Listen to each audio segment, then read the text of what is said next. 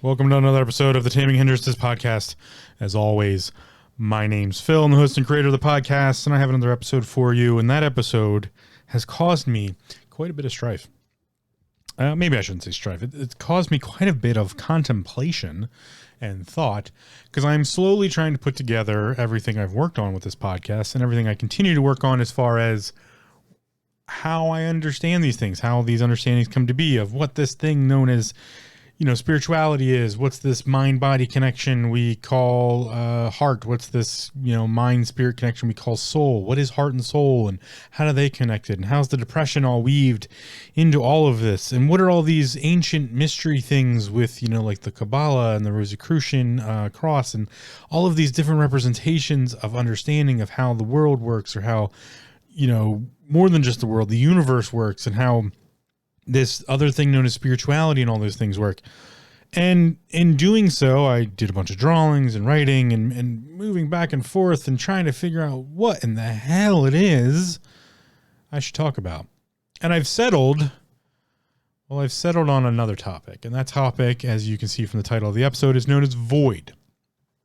Because often I have to work backwards in the way I understand things. I have to work backwards in the way I describe things, just because that's how my being, myself, works. I typically find that I have an understanding of the end result, or maybe the finished piece, or that of the realm of destruction, moving into chaos, back to infinite possibility. And I essentially have an understanding of chaos. That's where I come from. My understanding comes from the understanding of chaos. Now, chaos being my definition of infinite possibility, the originating point of all things, the ending point of all things, coming back to chaos after they move through creation and order and destruction. So I thought I would delve into a topic that I once got into for a bit back in the Waypoint episode, in episode 59, 2 episodes ago. And I will expand upon, using that word specifically here, I will expand upon that idea. And that idea is known as the void.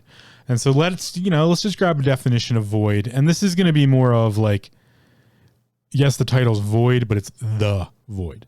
This thing that often we talk about in theology, and we talk about in philosophy, and we talk about in self-understanding and self-awareness and mental health, and a bunch of other topics as far as the mystery schools and mysticism and the woo-woo and all of these things combined. What is this seeking point? Where is all of this trying to take us? And I call it the void. So Merriam-Webster's dictionary, the definition for the void, we're going to get straight to the noun. The definition of the noun void is an opening or a gap, empty space, such as an emptiness or vacuum, the quality or state of being without something, lack or absence thereof, a feeling of want or hollowness, absence of cards of a particular suit in a hand urgently dealt to a player. Interesting connotation there for void noun. The verb is to nullify or annul, to make empty or vacant, to clear out. The archaic use would be to vacate or leave. And there's also discharge or emit. Jumping into the adjective, which is what we often use the word void for in common English use, is of no legal force or effect, to null something, for something to be voidable, containing nothing, void space, if you will. Not occupied, to be vacant. Not inhabited, to be deserted. To be idle or leisure, being without something specified, to be devoid of something, having no members or examples, that's going back to that suit of cards reference, and then to be vain and useless. I know that's a lot, but let's just kind of break it into where I'm going with this right off the bat, because I know I'm long-winded and my episodes get quite long, and some people just kind of want they want the stuff up front. So let's do that a little bit here. When we're talking about the void, the other, the counter, the balance to what it is we exist in here, known as the materium and the material world and the house of everything we experience, and experience being a very big part of this idea known as the void. We'll look at just exactly what the void covers. And the void covers everything. It is the counter space. It is the opposite. It is the balance to all of which we experience in this life. The void is everything and nothing, because it is nothing. It's no thing. It is the counter to all of the things that we measure. So when I talk about, duality actually being trinity, the coin of measurement here, the opposite of the measurement when we're talking about it in that way, because we have to, this is where things get a little dicey, a little complicated. Let's use it from the perspective of chaos, creation, order, and destruction, the cycles of how all things work. Chaos is not the void. In fact, chaos would be the antithesis to the void. It would be the opposite of the void. Chaos is infinite potential or infinite possibility, and thus is all things. And the opposite to chaos is the void. In fact, the representation of chaos in the 8-pointed directional compass with, cylindrical heliocentric circles protruding out to it as the chaos arrows expand, that's the representation of everything exploding out from the void, because the void is nothing, absolute no potential, no existence, nothing, absolute nothingness, absolute no potential, everything opposite to chaos. In that regard, when we have chaos and we can have creation, order, destruction, and then return to chaos, the void can apply itself also directly. The void is the opposite. It's the mirror. It's the flip. So if chaos is infinite possibility, the void is the balance to that. It's the opposite side of that equation. If creation is the giving firmament or giving structure to things so that they can then be ordered, they can be filled, the void is the opposite to creation. There is nothing, no creation. And if the ordering or the substantiality of things, represented by the yin yang symbol typically, the balancing of sides, the measuring of whatever that coin we created was, the opposite to that would be to be devoiding it, would be to not allow that to occur, right? And destruction, the breaking down of things or the completion of something so that it may return back to chaos, the balance there is also the void. And thus the void is this ever-present idea that allows for the cycle to exist. Without the void, the cycle couldn't actually exist. So in between everything, before and after everything, around everything is the void, is nothing. And from that idea, stepping back into the definitions here a bit, that's where we get at the idea to nullify, to annul, to vacate, to leave, to clear, to discharge, to emit something, to have emptiness or vacuum, to have lack, to have absence, to have opening, for there to be a gap, for there to be devoid, deserted, vacant, idle, vain, to be useless, to be null. That's the void. And the void is the thing all philosophy, theosophy, understanding in this human experience we talk about it in all of those things. We're talking about it, and in fact we're trying to gain or garner an understanding thereof. And I come from an understanding of chaos, which means I come from an understanding of the void. A lot of times in mystical or mystic school meditations, or in just in general self-awareness or practice meditations, there is this, specifically those in the Zen practices, and I believe in some sort of realm inside of transcendental meditation and all of these forms of, greater seeking of knowledge or greater seeking of self-awareness or meditative practice, not meditation itself, but meditative practice, the arts we practice, in all of these things, there is this thing known as the void. And specifically in Zen practice, Zen meditations, there's the act of staring into the void or looking into the void. And it's a little bit misrepresented and misunderstood, because not many people who do that come back unchanged. Or actually, in fact, I don't think there's anyone who tries to truly do that, comes back unchanged, and then has a good way to describe what's going on. In fact, I've struggled with it for a very long time to understand, or not truly understand, but absolutely try to understand, but explain what this thing called the void is. If the void is the absolute substantiality of the opposite to everything that exists. The antithesis, the just complete lack thereof of anything. Keeping in mind the verbiage and the vernacular I'm using to describe it, it's the opposite of that. It really has not, there's no description for it. It's unfathomable, cannot be fathomed, can't be measured, really can't be understood. It's not supposed to be.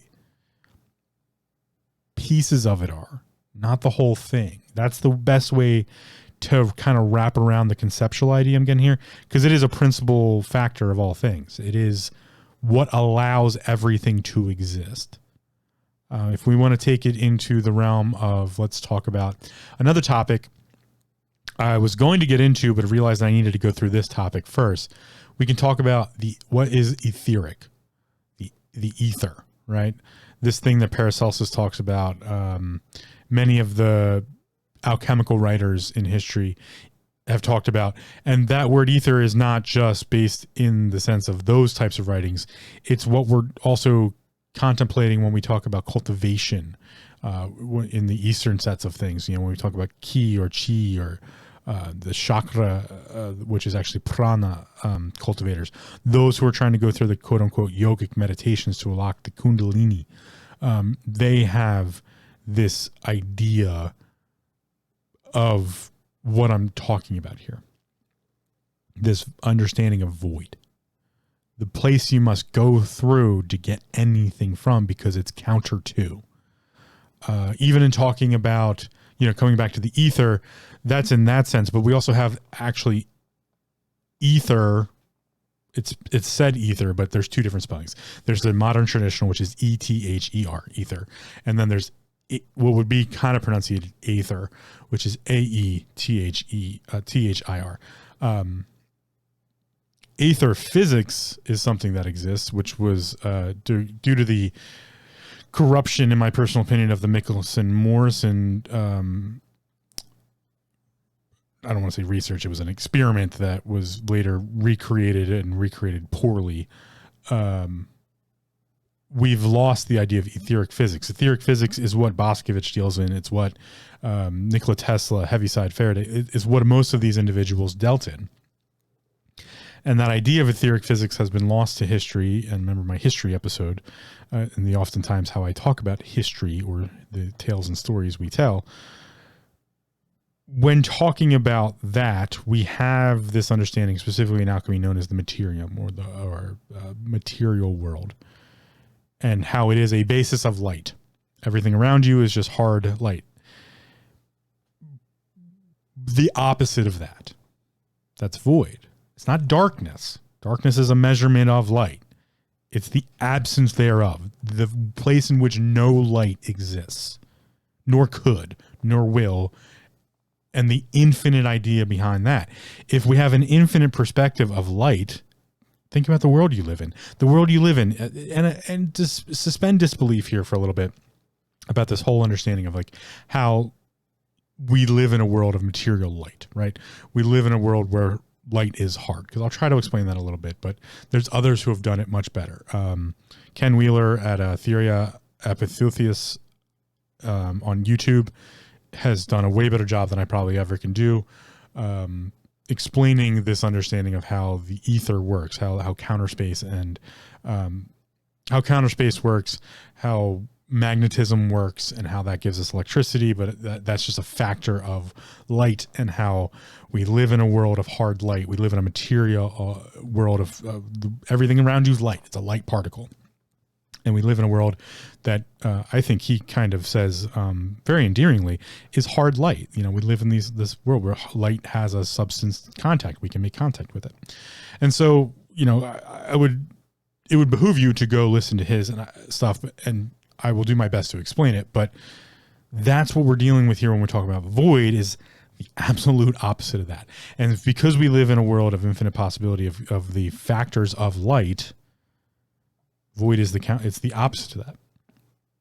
And so even when we talk about counter space, the place in which we have the dielectric and you know, when dielectric, the dielectric plane and the plane of magnetism pass over each other, we get electricity, right? That's what he talks about quite often. That's how electricity works. That was Nikola Tesla's understanding. That is Boscovich's understanding. And although I do not quite contemplate all of which Boscovich has given us as far as his research and theory and philosophy on all of these things, I know enough to understand that that is a really good basic understanding of the world in which we live in. It's a crossing of these things that allows us to have something like electricity, which is only one factoral piece of a range of things that all exist as light. Some factor of it. And so the absence of light, the opposite of it, is void. And again, not darkness, because that's just a measurement of light. But the absence thereof, which would mean no existence. Keep in mind, your body as well is light. Right? It's just it's another hard version of light. So is the wall and the keyboard and the hamburger and the tree and the blade of grass, and all of it is light, a factor thereof, a wavelength of, however you want to contemplate it. The opposite of that, nothingness. So we don't have, because there is nothing, there's no thing. The absence, the void, is undescribably immeasurable. Just imagine infinity, right? Something that's, you can't fathom infinity. You just keep adding one. It's infinite. There's never an end to it. And so even if you could picture the biggest number you could possibly picture, you'd have to add one to that. And so it's this unknowable thing. Infinity is unknowable. The opposite of infinity. It's so finite, it's unknowable. And you can debate the microcosm and you can debate the macrocosm, but they too do not exist there. There is no scale because it doesn't exist. And if you gave it an existence, it would no longer be the void. That is the conceptual thing we're talking about here.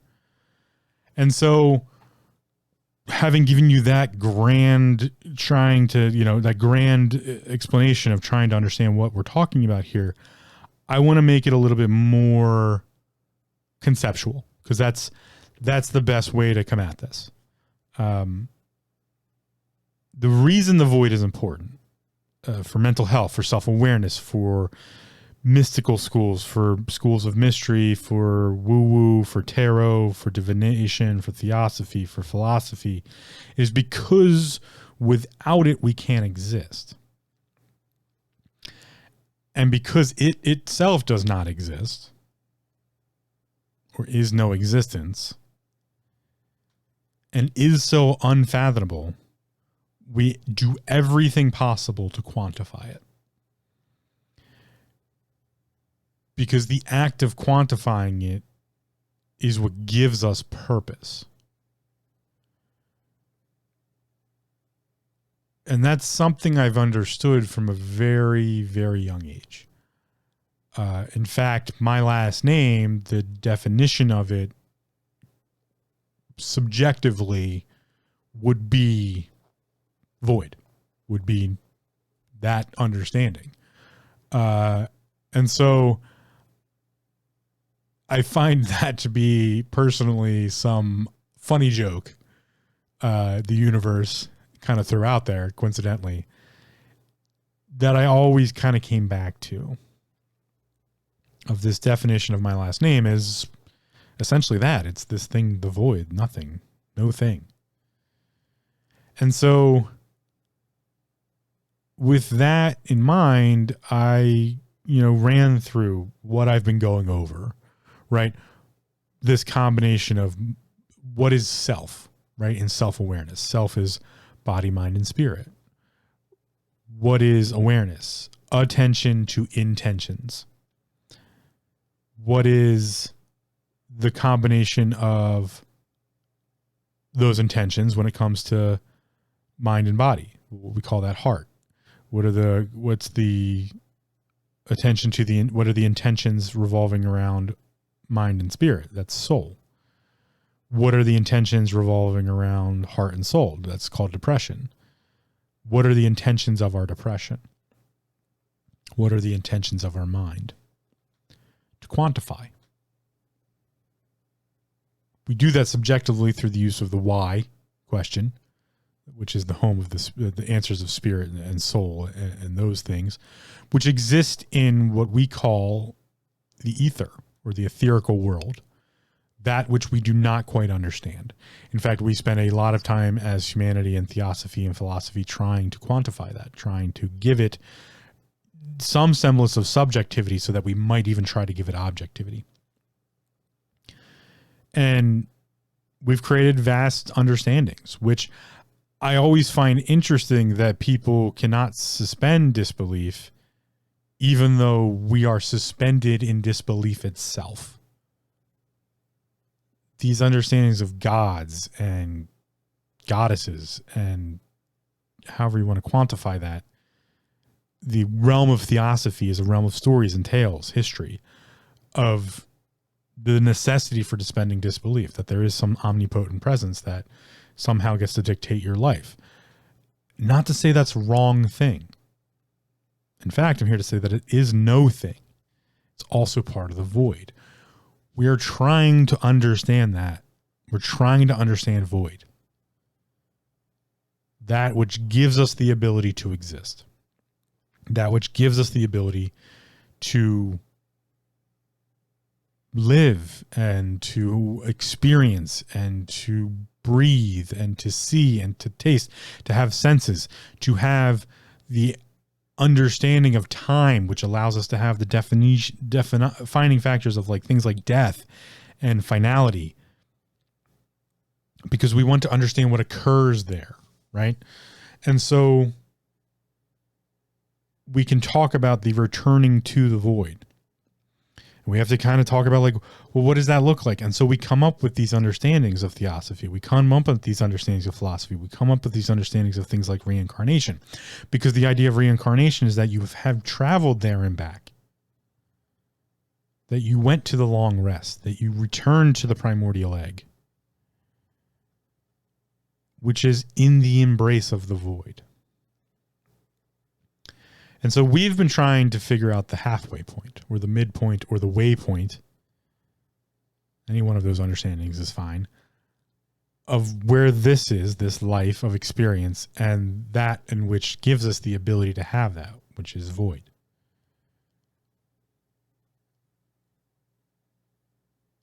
It's probably never going to be something we understand because it can't be.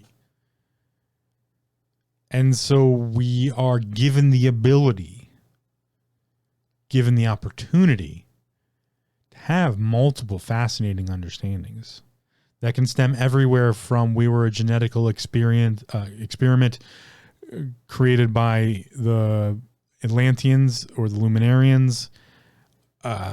We were created by an alien race in that realm, that they were, alien races that came here and did genetical experiments and we were it, to that we were the Christian God's creation, to that we were the Islamic God's creation. We were the creation of Yahweh, Yedvihi. We are the Sephirothic continuation. We're the byproduct of the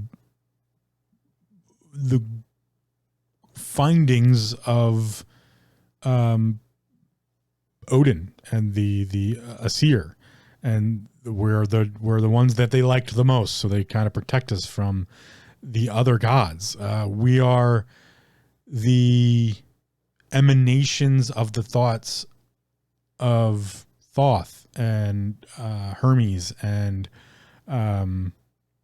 Ra, and we are the mortal encumbrance of anything. Fill in the blank at this point, right? None of those are wrong. None of them can be wrong because there's no possible way that they can describe the thing they're trying to figure out. And so they're getting as close as they can possibly to conceptually understanding the principle thereof, which is there's this thing called the void, which is what allows us to have all those understandings, to have this experiential life. And so things like Jainism that try to explain reincarnation and try to explain karmic law and dharmic law, and the understanding of Hinduism from the Hindu populace and their understanding of what would be closely related to Buddhism and Taoism, and the understanding of death in general, which all forms of theosophy try to describe, including what would be relegated to the theosophy of the true American populace, the we call them Native Americans now, but the regular American populace of the tribes that wandered North America and South America and all these things that have constantly tried to explain these things. Just the Incas, the Mayans, the Hopi, the Cherokee, all of these people with all of their different understandings have always been trying to describe this thing, that which we return to, that which we should be worried about or fearful of or reverent of. And the reason for that is boiled down into there is this ruling peace, that which might allow us entry back to or deny us entry to. This is what Dante writes about, Dante's Inferno, talking about the layers of hell. In Dante's Inferno, there's this understanding that these are just places to rest. I know that's a funny way to put it, but those are Dante's Inferno is talking about the 7 layers of hell, quote unquote. But it's this. These are places to rest, designed for individuals who have done certain things to end them up there. But they're not the finality. They're just another part of it. And so we don't necessarily have the best ways to describe that interconnectedness of how all of these things can possibly be correct. And so, to piss some people off, I might say that it's quite foolish of us to believe in one or the other while denying one or the other. In fact, most of them have similar principality of don't do wrong to one another. Respect one another, treat one another correctly. Right action, right ways of living. Not much difference from that to telling the child, don't hit one another. Don't disrespect. Do respect.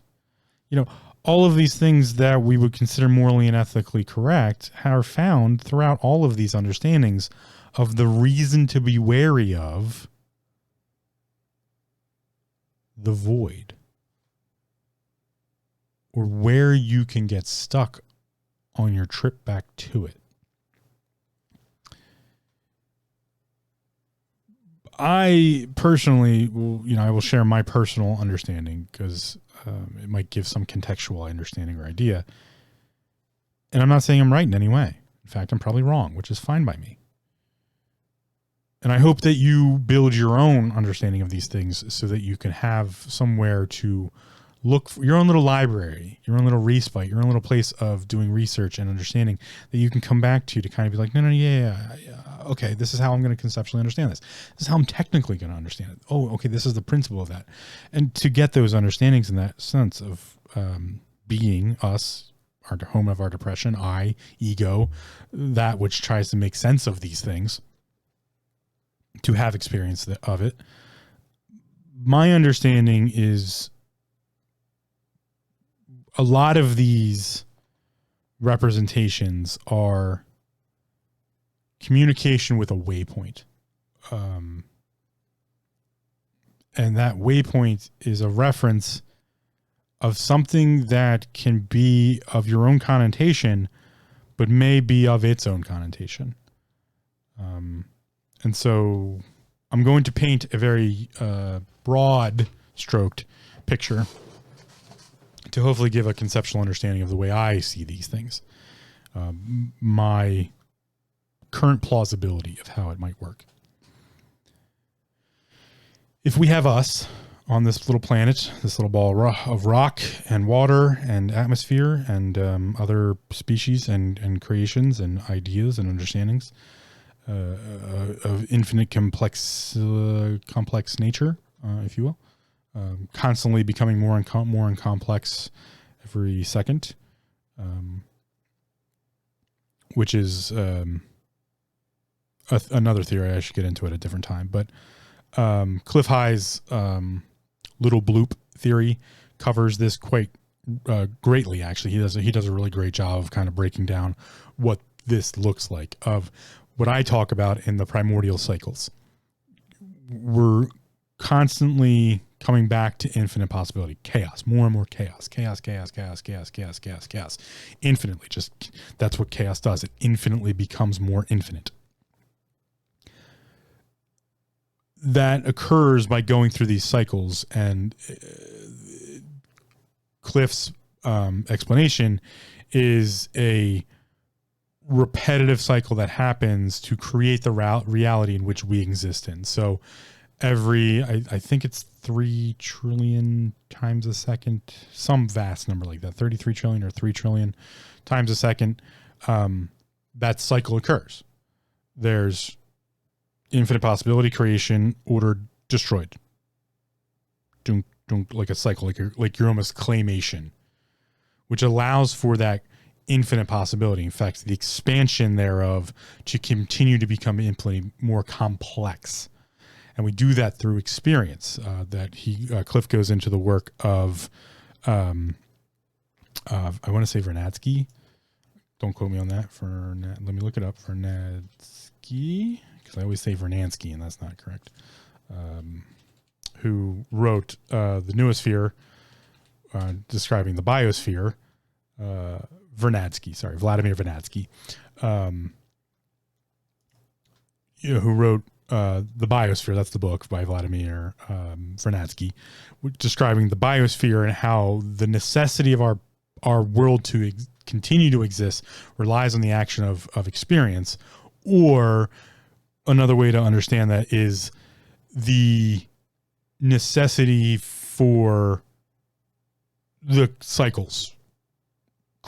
Chaos only can become more infinite by having creation, order, and destruction, and that is cyclical. You pick up a plant, you eat the plant, you digest the plant, you have a bowel movement, we move on, right?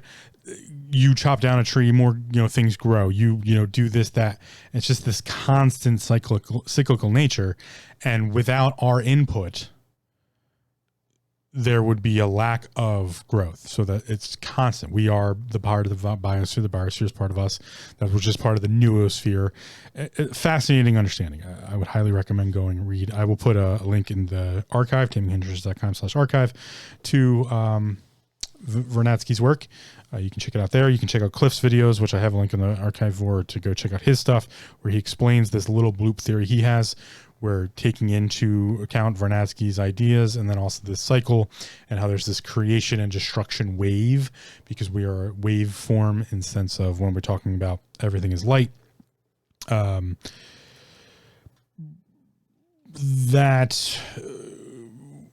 with that idea, I'm going to bring up one other person, which might give a better, not a better, but an extra understanding. Again, Ken Wheeler's stuff on theory of apoptosis. I have a link of that on the archive to understand how this also will occur with the dielectric and magnetic planes and their crossing, which gives us electric, which is a waveform pattern.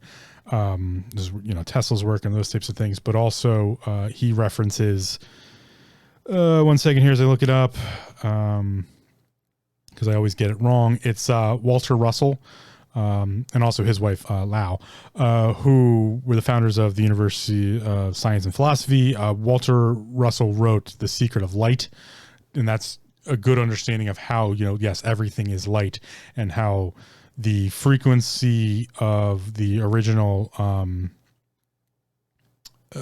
what he considers the first atom, which I believe is, I always get it wrong, but it's, let me look at the periodic table just to make sure I give you the correct answer. I got to start actually doing this more, looking things up and giving you the correct answers. Periodic table, helium. That's the one I always get. No, not helium, hydrogen. Hydrogen. I always say helium, but it's hydrogen. Helium's 2, hydrogen's 1. So how hydrogen is the first atom, which is a light frequency, hydrogen's the first frequency in this materium that we get to exist with. And then Ken Wheeler goes on to explain how, with that understanding, you can look at how there are places out in the universe that are just spewing out millions, trillions of particles of hydrogen, right? And then Cliff references that as far as how that is the complexity. We have these places where this wavelength of light is entering into the material world we live in, this realm of things that we exist inside of, our experiences exist inside of, is the way I'm going to put that to give us a better contextual understanding here. And so there's a constant cycle wave of existing, non-existing, existing, non-existing, existing, non-existing, because that's the only way for the complexity to keep getting measured, for the experiences to keep happening, for the cycle to continue on and on and on infinitely, and thus be chaos. All of that said, stepping completely backwards, we have this thing known as the void. The void in that representation is the reference point.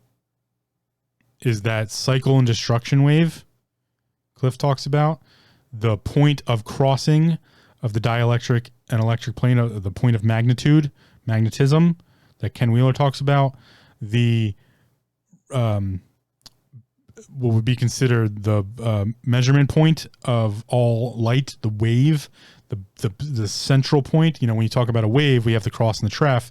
Let me look up what the mid-ground there is. Wave measurement.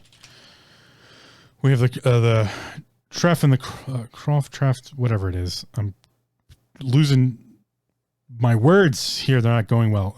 Measurement of waves. Here we go. Let's look at, what am I talking about? Wait, I'm sorry. I'm talking about frequency. Frequency measurement. Frequency is measured by a wave function, and that wave function of a frequency is when the wave crosses over the midpoint. I believe it's called midpoint. In a specific time period, which allows us to have the frequency, because we have the Croft and the, wait, I think I'm getting that. It's close. Kreft and trough, I think that's the way it's supposed to be said. It doesn't matter. Well, it matters and doesn't matter, but so you have the midpoint, which is, just a line going in one direction. And then you have the wave goes over that and it peaks, and then it comes back down and it crests, crest and troughs. It hits it peak at the bottom and then crosses back over the front point. And so when it does that midpoint, that's the void. And that's what, Cliff references as far as,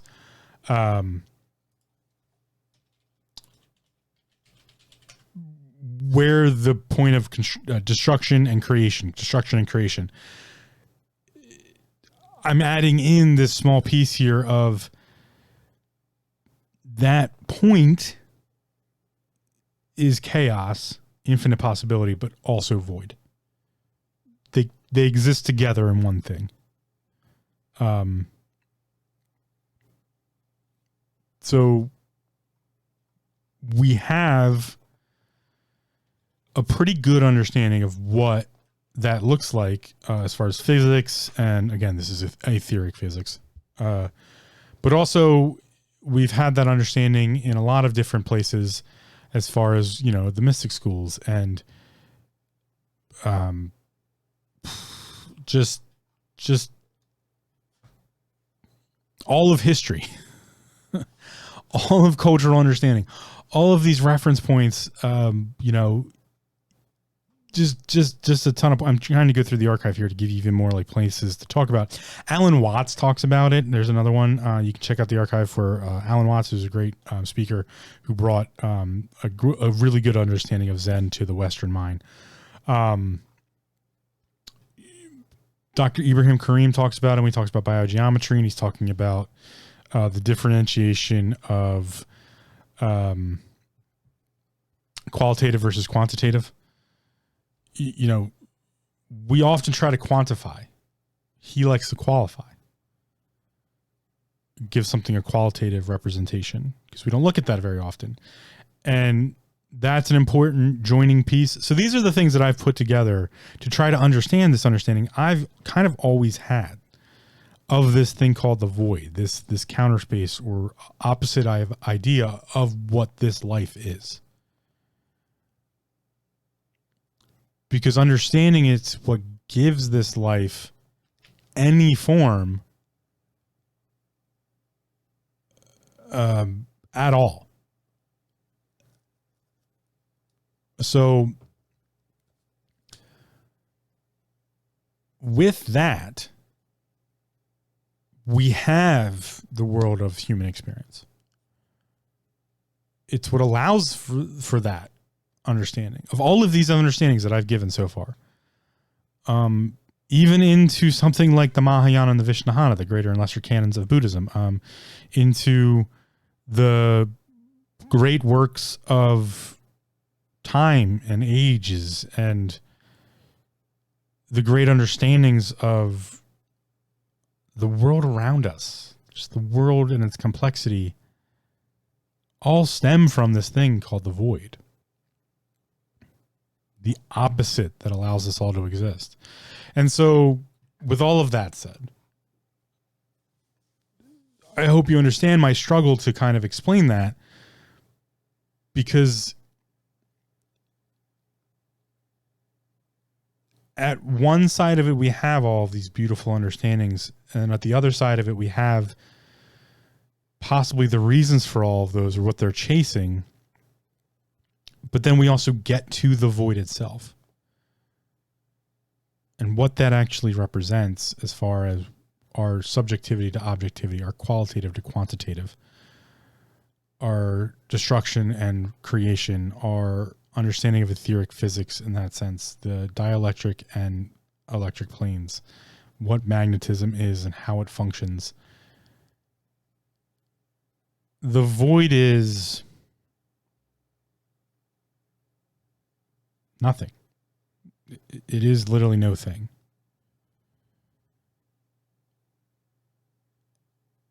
It's what everything returns to and also is.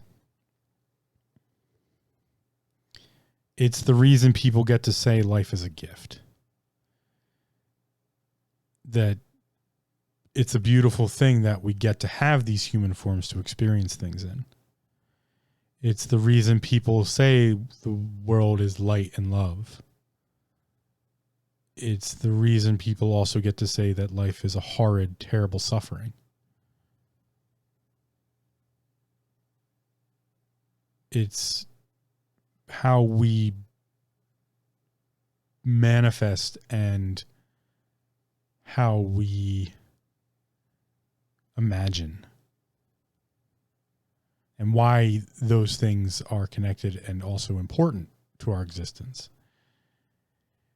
It's what makes souls, or the idea of having a soul, so very important that we fight wars over it. It's what makes resources and the scarcity thereof an important topic, be they being scarce or not. It is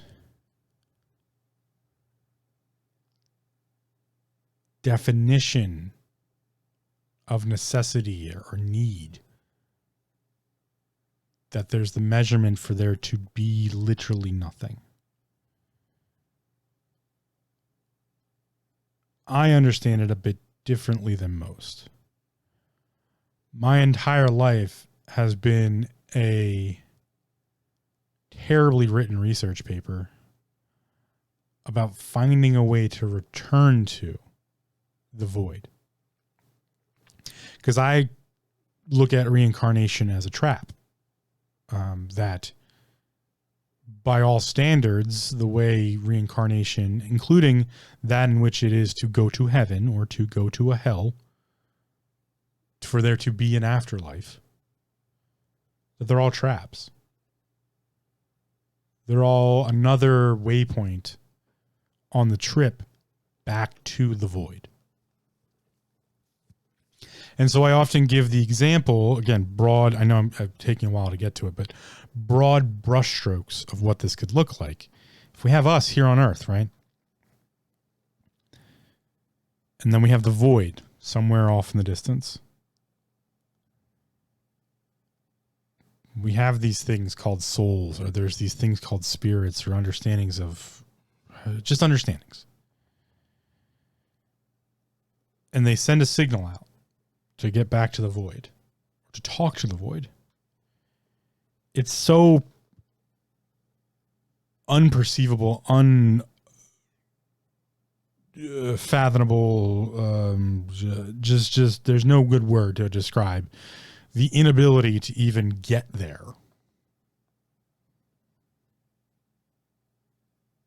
As far as being existent and then trying to get some response from the void.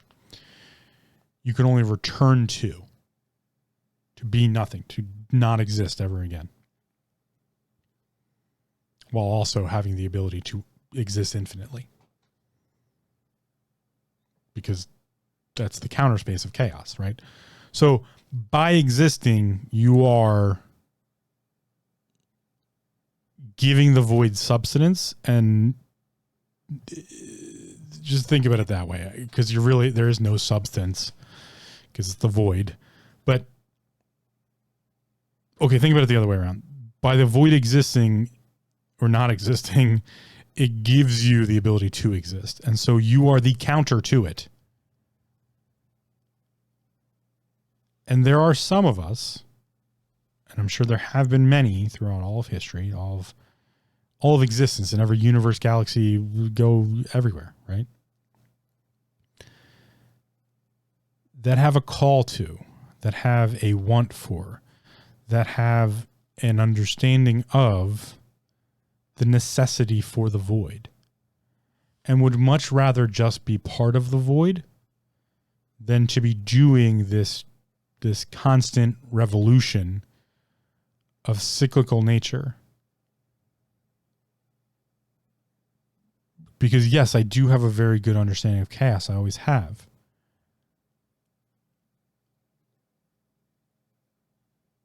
But it doesn't mean we always want to be a part of it. And so I think there's a subset of individuals who have that understanding and have no way to explain it, and have a poor understanding sometimes of what their actions here in this life might accomplish to get back to that thing they really want to get to. That they want to take that trip back to the void. And in the interim, there are those who want to try to talk to the void, or get a response for the void, or get an understanding of the void, or reach out to the void. And instead, what they find is the waypoints, the intermediaries between that which is in between us and the void, which could look like gods, could look like quote unquote spirit, or those downloads from individuals who work in the realm of tarot and divination. Conversations from God, or some sort of spiritual intellect, or even just a fucking alien race that someone might happen to be talking to during a sweet psilocybin trip or a fucking, DMT trip, right? Like, we have so very little understanding that by ruling these things out because we think we're intellectually intelligent, not understanding that we are so infinitesimally fucking stupid, in a good way,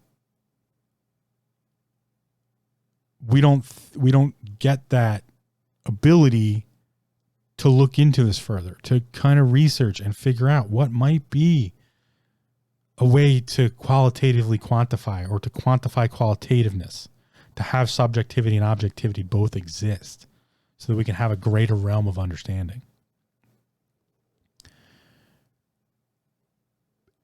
Instead, we like to just say something is ridiculous or non-science, or jackasses like fucking Anthony Fauci saying that he is science. To think he's wrong is to be against science. No, you don't get to be fucking science.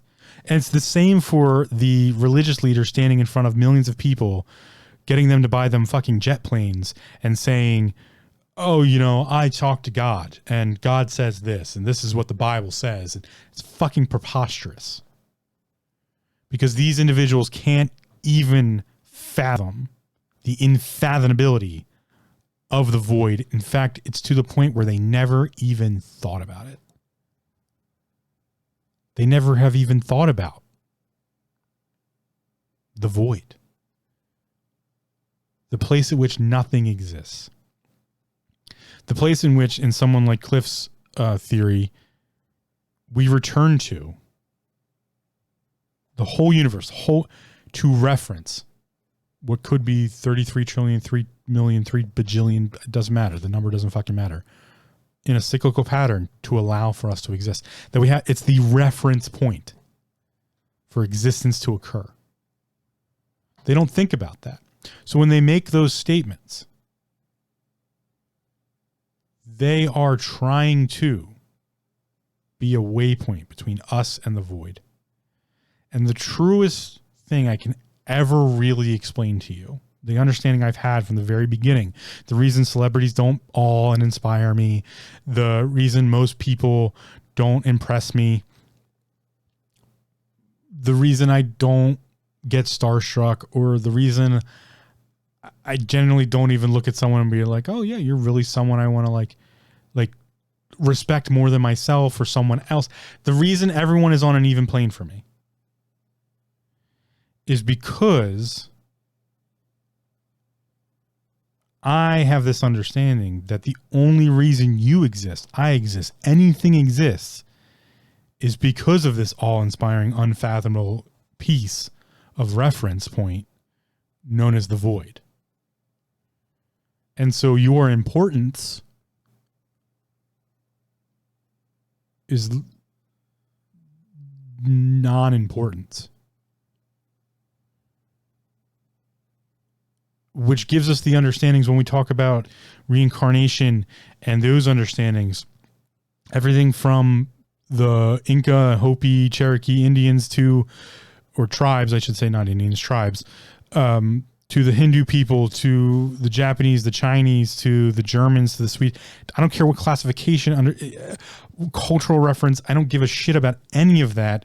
It's all just ways to break us up into different people. Just every understanding someone has had from what we call the beginning of humanity to where we are now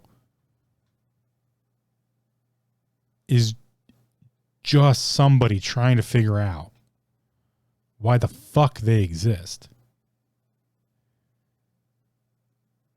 Because I think intrinsically, everything has the understanding that they don't need to. And they also do need to at the same time. So they try to figure out that weird balance of qualitative, quantitative, subjective, objective.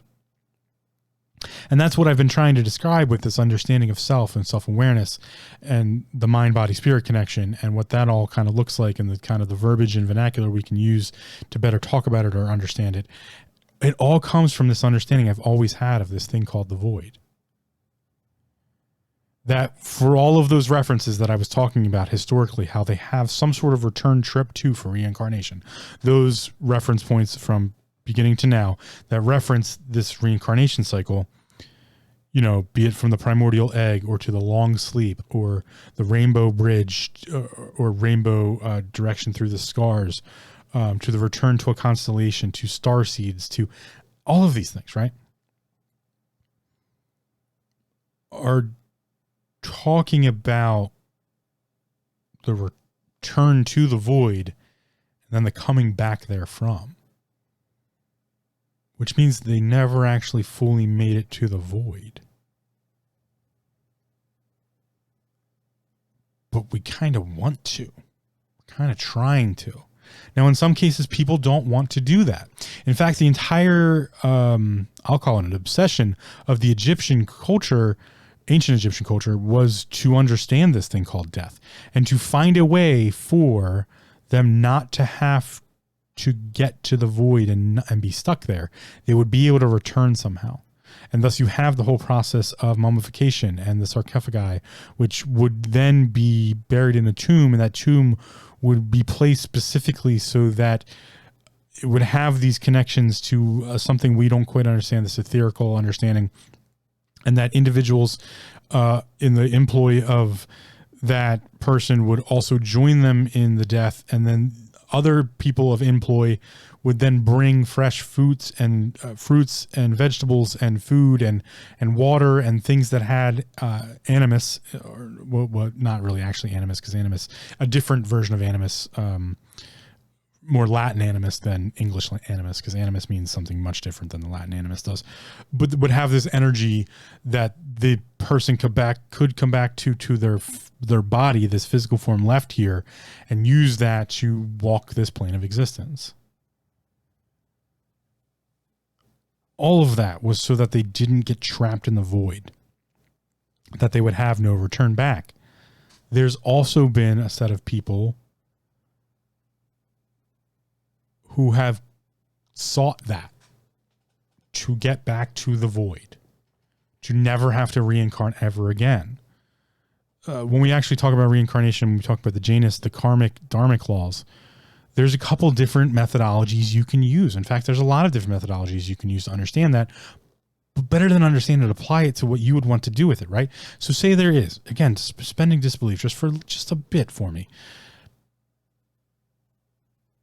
If there is this thing called reincarnation, and if there is this law of set or a set of understandings as karma, and that karma is life dependent, it's multiple lives, right? And the understanding is to try to eliminate, really, to balance out your karma.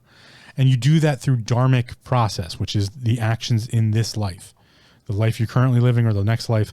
That's the dharmic actions are during the life of the physical form, to help solve or resolve the karmic change in the lifelong process of the soul or spirit or whatever the understanding there is. Then there's a couple different processes, right? If you wanted to reincarnate all the time and constantly be in experience of this life, you could do it multiple different ways. You could be a shitty person and then constantly have to come back and live, maybe a shitty life to just continue experiencing, because experience is something you could be, I guess the soul could be addicted to. Or you could be the person that's trying to solve all the karma so that you don't have to do this very often. You just do it like a vacation every once in a while. Or, so maybe you could get to let's put it in like the perspective, like you're just about to get your karma completely solved. That very last life that you'll ever have to live before you never have to reincarnate here ever again. And then you think like, nah, I kind of want to do this again. So you do like one little dharmic thing that would make your next life like pretty great, measurably wise, qualitatively wise. But you would still have to do it again. You could make that decision. You're like, no, I'm not quite done yet. I kind of want to see what happens in a couple thousand years. I'm going to come back and see what we're up to. Or you could be like some people who, we call the ascended masters. They say that in the different understandings of how all this works. You have these people called like the ascended masters who decided to solve their karma, but not actually return to the void. They're somewhere in between. That's the idea of transcendental meditation, is to be transcendental, to be outside of that, or what's considered the primordial egg sphere, and to be in a different sphere. The idea between the biosphere and the noosphere, and Vernadsky's understanding, that point of flexion, what Cliff talks about in his little bloop theory of the cycle of destruction and creation, that flip-flop, which involves the idea of chaos and order, but that point of reference that just keeps cycling over, the midpoint, right? The dielectric, the point of magnetism, essentially. Dielectric magnetism, the point of electricity, like that flip-flop, which there's so much I could get into. I'm not going to get into.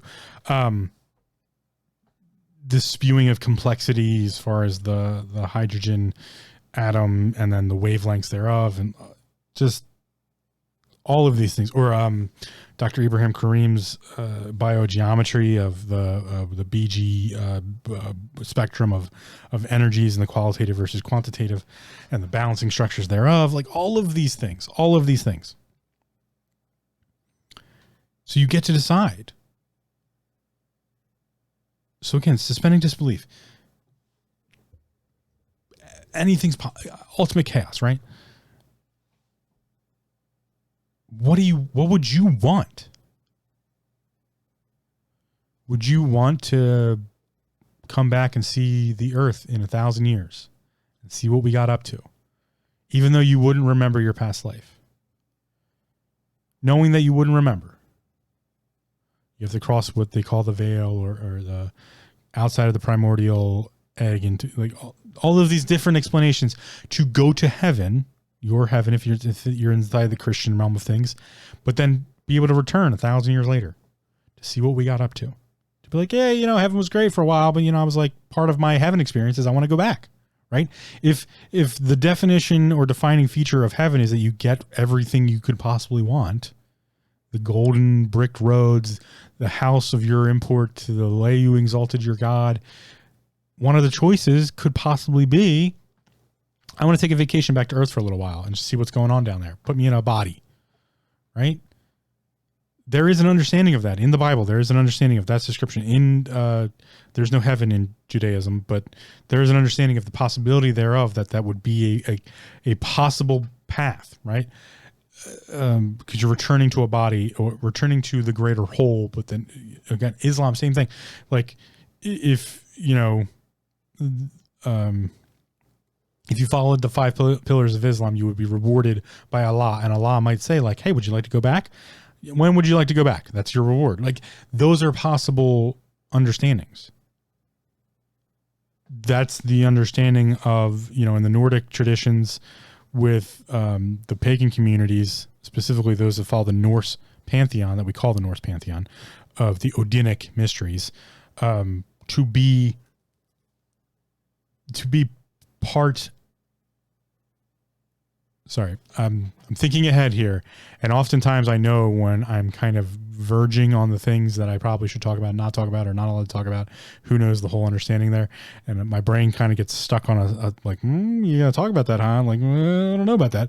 Anyway, so the Nordic understanding, or the Odinic mystery understanding, where warriors would pick out to go to Valhalla, right? And Valhalla would be the place where the warriors would feast with Odin and the warriors of the Aesir in getting ready to take part in what's known as Ragnarok. And Ragnarok was when multiple things would happen, but essentially it's considered what would be known as the apocalypse.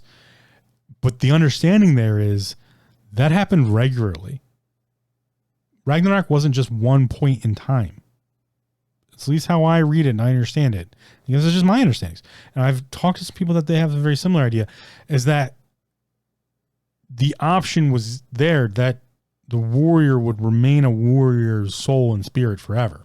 That the Valkyrie would come down and take that person's soul or spirit or, being, take them to the halls of Valhalla. And one of the reasons that might occur, we don't really think about it this way because we like to, modernize this into like things like the Viking. Great, fun show, but the real truer understanding of that is this was someone who was so ingrained into battle, whose will to be a warrior, their spirit, soul, every fiber of their being and existence was that, and thus the Valkyrie must come save them. The Valkyrie would come down, and this is why not everyone could go to Valhalla. It's not a true statement that everyone was allowed to go to Valhalla. Because you died in battle, you were allowed to go to Valhalla. No, you might be chosen. And a more truer understanding of that, in my personal opinion, I could be completely fucking quackery, completely wrong, is that the Valkyrie would save that person from never being able to do that again. That they had found their absolute being. Their absolute being was to be a warrior on the battlefield. And because they had understood their absolute being, the Valkyrie would come down and save them from ever being anything else ever again. From being a farmer, from being a husband, from being a wife, from being a child, from being a peasant, from being a king, from being a queen, for being a washerwoman, from being a tailor, from being a seamstress, to save them from being anything other than a warrior for the rest of their existence, be it here on this plane or another. And then the Valkyrie would take them to Valhalla so that they could feast and dine and then go and outside every night, every day, and fight to the last person was standing. And then that person would be the truest story of it all is that, so you're in Valhalla. I know I'm all over the place right here, but I'm just trying to give a bunch of different understandings. You're in Valhalla, so you died on the battlefield. The Valkyrie came, took you to the house of the Aesir in Valhalla, and every night you would fight. Everyone would leave the dining halls, go out into the courtyard, and slaughter each other. Because that's what their fiber of their being was. They were warriors at the very core essence of who they were. And so they would slaughter everyone. They would all be revived back into the Hall of Valhalla. And it was a training thing. This was them training for Ragnarok. And so every night they would do this. And then the person who survived, the last person alive, would be that who was celebrated that night of revelry and dining, and then they would go out and do it again and again. And this was the training for the point of Ragnarok, the end of all things. But the end of all things in that connotative understanding is a multitude of things that would happen to bring about return to the void. The void being represented as what we more see in the Greek mythologies with the Titans and the returning to chaos, right? The chaos being the primordial that brought things into existence, and then chaos coming back and taking it all away. That's the void. And so just an understanding like that was the choice that person got to make on the battlefield. That's the Odinic mysteries. Now, there's another one that I've always intrinsically known and has been kind of lost to time a little bit. And it's the understanding of the Druidics. Understanding of the Druids.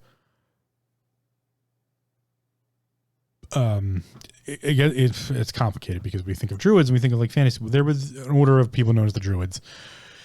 And there's even orders inside of that understanding that aren't quite well understood. Typically most people think of the Druids of coming from Ireland, but there was actually the Scottish Rite of Druids. It's this understanding. There were Druids everywhere. The title, or what we call the traditional understanding now of Druid, were people of the trees, specifically of the oaks, the oak in mind. And we have the Gaelic order, we have the Scottish order, we have the Norse order of the Druid. Druids were mystics, essentially, or those individuals who looked into the void. And so every culture, I'll say, or understandings that I'm talking about here, had some sort of individual who fit that description. We have the wise seers of the Nordic, of the Odinic mystery schools. We have the Oakenmind, or the Druids from the Dryad of the Gaelic schools, or the Scottish mystic schools, which also go into the European. We have the soothsayers was a word. We had the witch doctors. We had the higher orders of witches and wizards. And I know all these sound like fantasy terms, but these were people that described in history quite often. These individuals were the individuals who were known at looking into the void. We had the bone casters. We had the most of the wise ones of the gypsies. We had there's been all sorts of titles for these people, but these are people who looked into the void and would tell your fortune, or tell tell history and stories, or do magic, or all of these different fantastical tales and stories. Right? Remember, I talked about history. It was tales and stories, mostly made up. But there's this understanding of looking into the void, and when the void looks back at you, or looks into you, to stare off into the void, that realm of things is a place where you get to converse with chaos. Because at the very edge of it, and again, this is all contextually conceptual, just trying to give a painted picture, a broad stroke painted picture of kind of what it looks like. You get to have a conversation with chaos because that's where chaos lives. Chaos and the void live together. In fact, most of the mystery schools and most of these theosophical understandings and philosophical understandings and all of these different writings that we've always been chasing this understanding of the void. Void is chaos's lover, is the way it was written, specifically in some of the Greek traditional writings, Mesopotamian, Byzantine understandings. There was this understanding that chaos had a lover. And chaos was constantly running away from their lover. These are the tales and stories that were told about this, to give the understanding of the contextual nature of the conceptual idea of what chaos and void are, right? Chaos is constantly running away from its lover. Because its lover is the balance to it. It's nothing. And so if chaos were to embrace its lover, that would be the end of the world. And not just the end of the world, it'd be the end of all things. And so chaos's job is to constantly be infinite possibility. The void is the embrace of chaos. It is chaos's lover. It will always be there for chaos whenever it decides to come home or come back or needs some new reason to exist. It thanklessly, emotionlessly, in pure emptiness, is always there to give chaos a new reason to keep going, a new reason to come up with something new, a new reason to be infinite. And so the void grows and grows and grows and grows by not growing. You got to think about it the other way around there, right?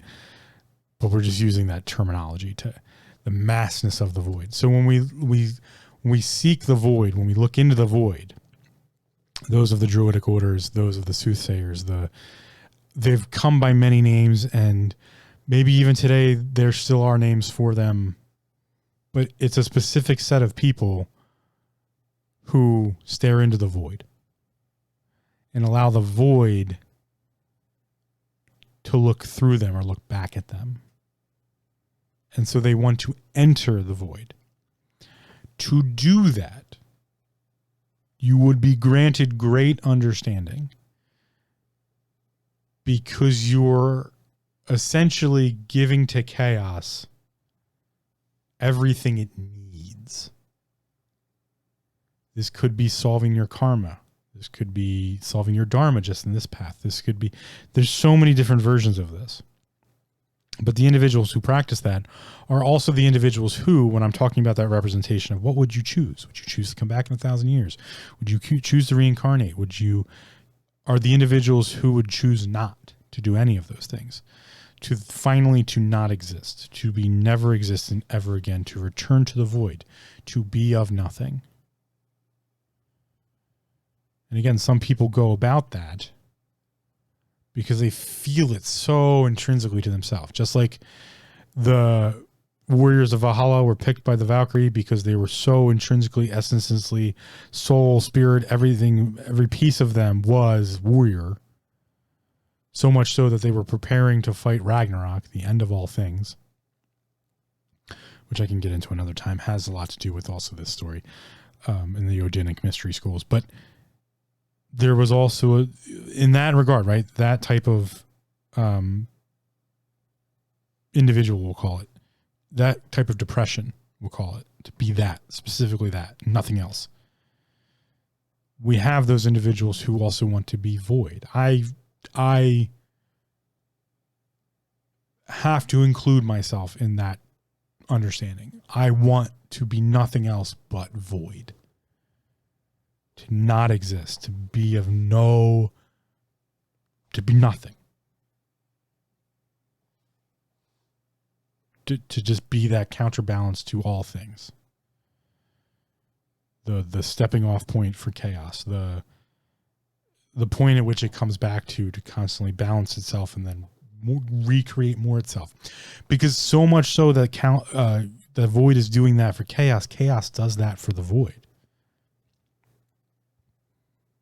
Chaos is running away from the void is the reason the void gets to be the void, while also not really being anything. And I know it's, again, principally it's really fucking weird and hard to fathom, but conceptually that's the kind of understanding that there are the story was told that there's these two lovers and there was chaos existed and chaos's lover came to chaos to embrace chaos, and chaos ran from its lover and thus created worlds and universes and galaxies and inhabitants and, you know, all of these things. It is the original primordial.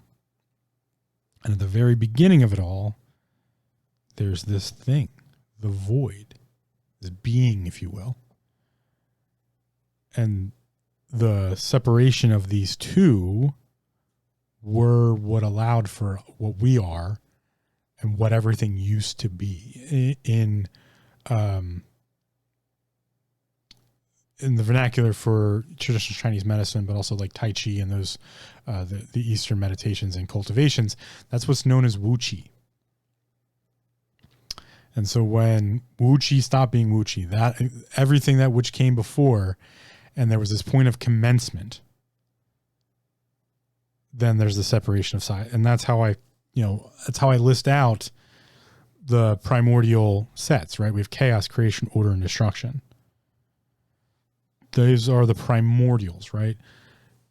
Chaos being the original primordial gave birth to the other primordials. The birth comes from its interaction with the void. Chaos was and the void was, where there was nothing, essentially. There was really only the void. But for the void to continue to exist, it needed to give birth to the opposite of it. Thus, the existence to exist, to be created. And so, chaos and the void birth creation. And then, creation is really nothing without something else. And so in order for chaos to continue to be infinite, things just need to be created constantly. Well, how do you create something from nothing? You return to the void. But if you're going to return to the void, you have to bring it something. And so you must be ordered. So you have the original primordial of chaos, and then you have the next primordial, creation. Creation is essentially the child of nothingness and infiniteness. You have creation. They create something. And once something is created, it must also be both of, quote unquote, its parents in this regard. Nothing and everything. How do you do that? You balance it by giving it two sides. Because that was what happened originally. Void and chaos. The void and chaos bring about creation. And once something is created, both void and chaos must be part of it. And thus it must have two sides. And we have order. But in order for that union to exist, there must also be no union. They must be able to be broken apart again. And thus we have destruction. And so that they will return back to chaos. Now, returning to chaos is also returning to the void. And so there are a subset of people who, with every piece of their being, just want to be back to the void and not back in the cycle of chaos, because chaos is is the original point of the cycle. It is commencement, is when Wu Chi stops being Wu Chi and starts to move towards becoming, or it does become then Tai Chi. And so we have chaos, creation, order, destruction, chaos, creation, order, destruction. Some people don't want to be in that cycle. And the only way to get out of that cycle is to be the antithesis of cycle, to be void. For there to be no cycle. And so that's my understanding of the void. And the void is a weird topic. But the reason I bring that up now is because next episode I'd like to talk about ether. Because the next step up. So far we've discussed what's considered the external. Or will be considered the material, the materium. Body, mind, and spirit. Those are material. They're part of the materium.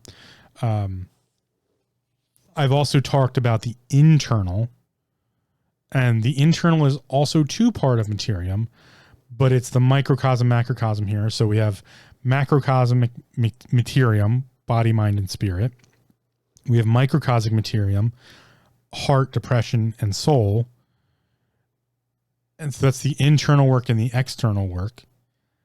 There's also one step above that, which all these things that I've been talking about, all these mystery schools, all these, secret societies, and all these things have been, philosophies have been seeking out. And that's the understanding of the etheric side of that.